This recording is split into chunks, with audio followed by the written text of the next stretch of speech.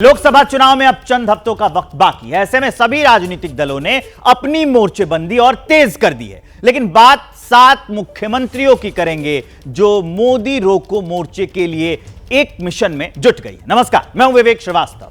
दिल्ली में अरविंद केजरीवाल ने बीजेपी के खिलाफ मोर्चा खोला है। बंगाल में ममता बनर्जी धरने पर हैं। कर्नाटक और तेलंगाना और तमिलनाडु के मुख्यमंत्री दक्षिण के सियासी दुर्ग पर बीजेपी के खिलाफ मोर्चा संभाले हुए हैं।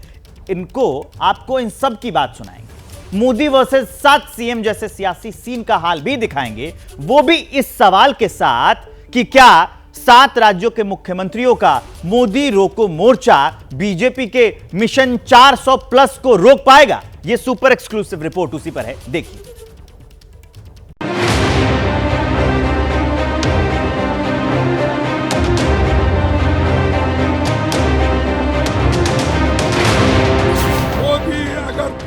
आए तो नए चुनाव होंगे, नहीं करने देगा।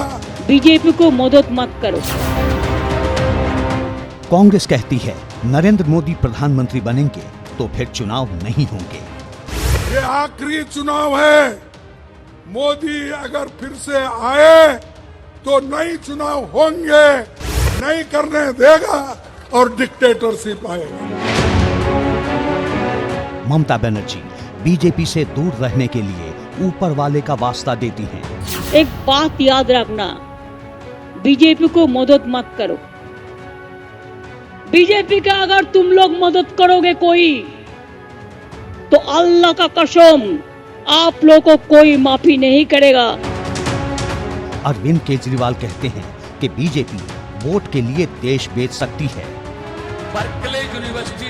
अरविंद केजरीवाल के सियासी शागिर्द भगवंत मान कहां पीछे रहने वाले थे। और ये देश के वारिस बन के बैठ गए। इनके बाप का देश। कभी कहते हम इसका नाम बदल देंगे। देश का नाम बदल दोगे? कितना कुछ बदलोगे? मैंने कहा इतना बदलने की बजाय एक को बदल दो बस, मोदी को बदल दो बस।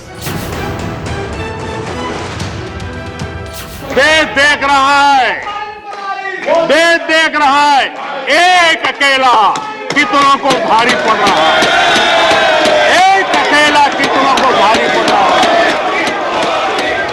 ठीक साल भर पहले प्रधानमंत्री नरेंद्र मोदी ने संसद में ये बात कही थी और साल भर बाद पीएम मोदी के खिलाफ देश के 7 राज्यों के मुख्यमंत्रियों ने मोर्चा खोल दिया है।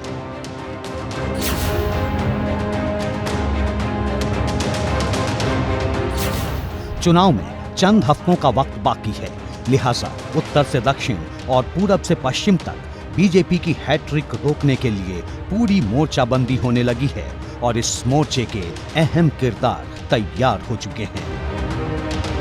पंजाब में भगवंत मान, दिल्ली में अरविंद केजरीवाल, बंगाल में ममता बनर्जी, झारखंड में हेमंत सोरेन, तेलंगाना में रेवंत रेड्डी, कर्नाटक में सिद्धारमैया और तमिलनाडु में ए.के. स्टालिन। ये वो 7 मुख्यमंत्री हैं जो हर हाल में बीजेपी को 24 का चुनावी चक्रव्यूह भेदने से दूर रखना चाहते हैं।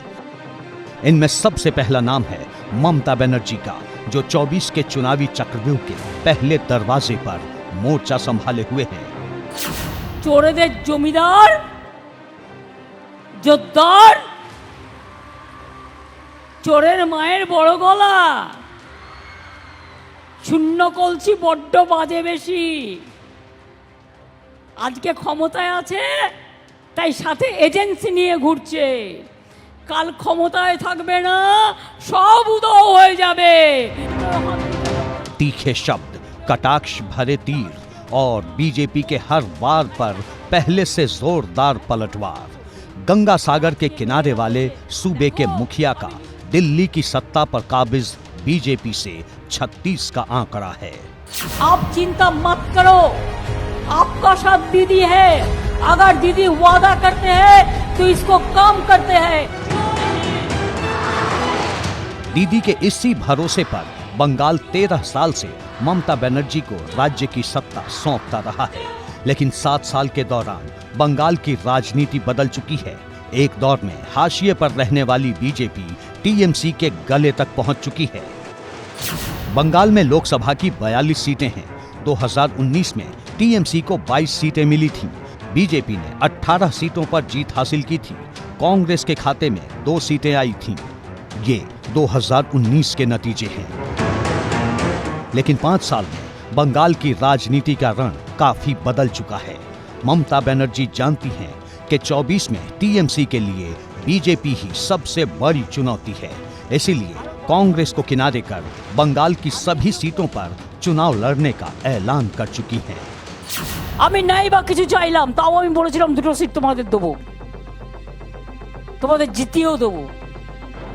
বললো হবে না। আমি বললাম কটা চাই? 42টা। আচ্ছা 42টাই নিয়ে নাও। রিজেক্টেড।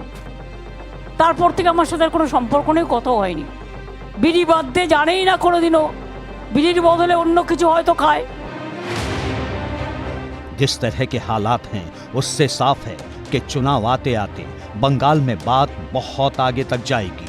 ठीक इसी तरह दिल्ली के मुख्यमंत्री अरविंद केजरीवाल भी मोदी सरकार के खिलाफ मोर्चा खोले हुए हैं। इन्होंने जो चुनाव के साथ खिलवाड़ करना शुरू किया है, इन्होंने जो जनतंत्र के साथ खिलवाड़ कैमरे के अंदर पकड़े गए, अगर ये चंडीगढ़ जैसे छोटे से चुनाव में इतनी बड़ी गड़बड़ कर सकते हैं तो जाहिर है लोकसभा के और विधानसभा के चुनाव में तो पता नहीं कितनी बड़ी गड़बड़ करते होंगे। ममता बनर्जी के बाद बीजेपी के खिलाफ सबसे मुखर केजरीवाल ही हैं। कोई जरूरी नहीं है, हम यहाँ पे कोई सत्ता के लिए नहीं आए, हमारा बने चुनाव। तस्दीक ये तस्वीरें कर रही हैं।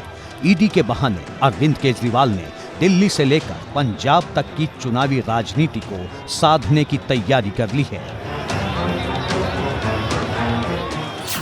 शराब नीति घोटाले में दिल्ली के मुख्यमंत्री को ईडी ने 1-2 नहीं 5 समन जारी किए, लेकिन केजरीवाल हाजिर नहीं हुए।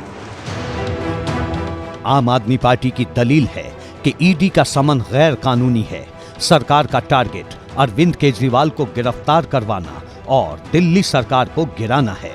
बीजेपी कहती है अरविंद केजरीवाल का असली मकसद पत्नी को सीएम बनाना है। क्योंकि बीजेपी तो चाहती है अरविंद केजरीवाल को गिरफ्तार कर ले, इसलिए बीजेपी तो परेशान ही है। यही तो दिखाता है कि ईडी और भारतीय जनता पार्टी एक है। इसलिए की जा रही है कि अरविंद केजरीवाल की गवर्नमेंट को डिस्टेबलाइज करें, उनकी पार्टी के अंदर तोड़फोड़ किया जाए और आम आदमी पार्टी को खत्म करा जाए। जो अरविंद केजरीवाल जी के बात माने जाते हैं, अब उन्होंने अभी बताया कि अरविंद केजरीवाल जी 1-2 दिन में मीटिंग बुलाने जा रहे हैं अपने एमएलए की, और वहां पे वो रिजाइन करेंगे, अपनी धर्मपत्नी की को सीएम का ओहदे के लिए उनको नाम रखेंगे। सभी एमएलए कहेंगे कि जी हम अरविंद केजरीवाल जी की धर्मपत्नी को सीएम बनाना चाहते हैं, और उसके बाद वो पेश होंगे।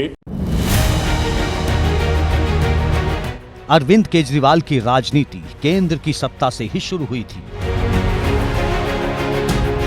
1.5 दशक बाद फिर केजरीवाल केंद्र के खिलाफ मोर्चा खोल चुके हैं, जिसकी वजह भी है दिल्ली में लोकसभा की 7 सीटें हैं, 7 पर बीजेपी का कब्जा है। आम आदमी पार्टी को लगता है कि पंजाब में मिली सत्ता से दिल्ली के वोट भी साधे जा सकते हैं, इसलिए केजरीवाल लगातार बीजेपी पर हमलावर हैं। ये दिखाता है कि प्रधानमंत्री जी घबराए हुए हैं और ये उनकी घबराहट दिखाता है। ये पहली इंक्वायरी तो है नहीं, अभी तक 50 से ज्यादा इंक्वायरी करा चुके हैं। सवाल है ईडी वर्सेस दिल्ली सीएम की जंग का फाइनल क्या होगा? ईडी आगे क्या करेगी? जाहिर है केजरीवाल का ऑप्शन जो भी होगा, लेकिन राजनीति जरूर होगी। ठीक उसी तरह जैसे झारखंड में सियासत गरमाई हुई है, जहां हाल ही में नई सरकार सत्ता में आई है। रेवंत रेड्डी, सिद्धारमैया और एमके स्टालिन, ये वो 3 मुख्यमंत्री हैं जो बीजेपी के खिलाफ दक्षिण में मोर्चा खोले हुए हैं। रेवंत रेड्डी तेलंगाना के सीएम हैं। तेलंगाना में बीजेपी के मिशन को रोकने के लिए सोनिया गांधी को तेलंगाना से चुनाव लड़वाना चाहते हैं। मांग की है कि सोनिया गांधी खम्मम, मेडक या नलकोंडा सीट से चुनाव लड़ें, तो सिद्धारमैया लगातार बीजेपी पर हमलावर हैं। एमके स्टालिन दक्षिण में राम मंदिर के चुनावी गणित को गड़बड़ाने के लिए हर कोशिश कर रहे हैं। इसके साथ ही केरल में सीएम पी विजयन और हिमाचल में कांग्रेस के मुख्यमंत्री सुखविंदर सिंह सुक्खू के पास बीजेपी के विजय रथ को रोकने की जिम्मेदारी है। केरल, तमिलनाडु, तेलंगाना और आंध्र प्रदेश में कुल 118 सीटें हैं। बीजेपी के पास इनमें से सिर्फ 4 सीटें हैं जो उसे तेलंगाना में मिली थीं। 2019 में कर्नाटक की 28 में से 25 सीटें जीतने वाली बीजेपी को इस बार कड़े मुकाबले का सामना करना पड़ सकता है। कर्नाटक में बीजेपी का जेडीएस के साथ चुनावी समझौता है।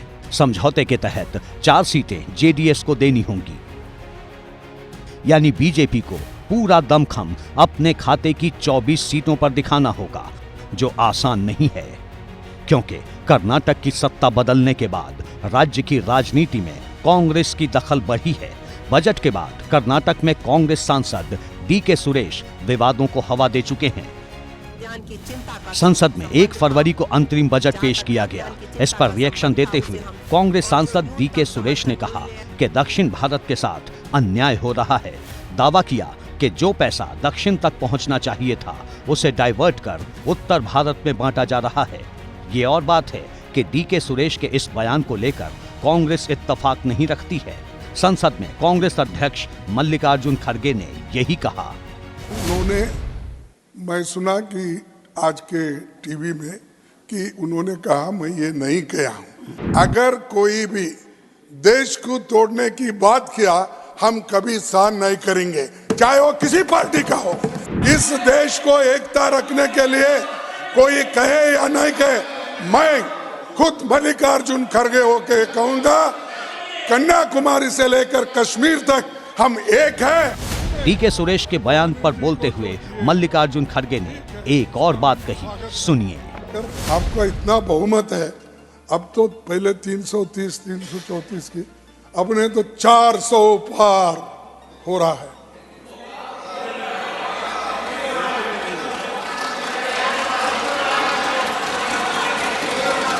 अरे 400 चुन के आओ सर, मेरा दावा है, ये लोग ठहर के चुन के आने दो सब। मल्लिकार्जुन खड़गे ने जब ये बात कही तो प्रधानमंत्री नरेंद्र मोदी भी मुस्कुरा उठे। यानी तमाम विरोधी मोर्चों के बावजूद पीएम मोदी देश की सर्वोच्च सत्ता पर हैट्रिक लगाने को लेकर कॉन्फिडेंट हैं। सवाल ये है कि बीजेपी के इस आत्मविश्वास की वजह क्या है?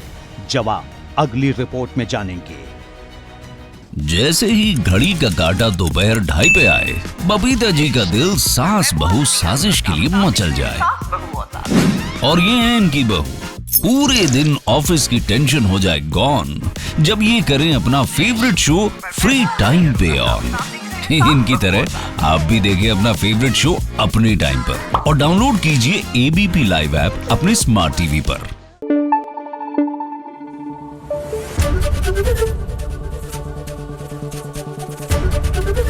एबीपी न्यूज आपको रखे आगे।